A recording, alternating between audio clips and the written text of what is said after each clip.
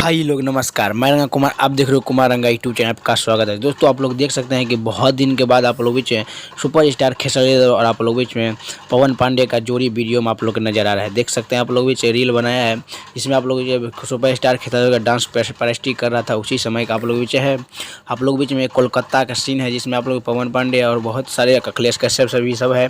और लुक आप लोग देख सकते हैं, अच्छा लुक निकल के आया है कोलकाता अवार्ड शो में। आप लोग बीच में कुछ ही देर में आप लोग जो स्टार्ट होने वाला है, आप लोग देखिएगा। और मैं आप लोग के लाइव वीडियो भी छोड़ दूंगा, आप देखिएगा, एकदम से एंजॉय करिएगा। और वीडियो ज़्यादा से ज़्यादा शेयर करिएगा, क्योंकि अभी नया लुक आने वाला बाकी ही है।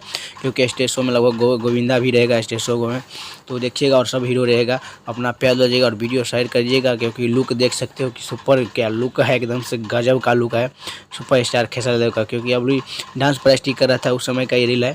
और ज़्यादा से ज़्यादा वीडियो को शेयर करिएगा। आप लोग को इसी तरह मिलता हूँ नेक्स्ट वीडियो में, तब तक के लिए जय हिंद।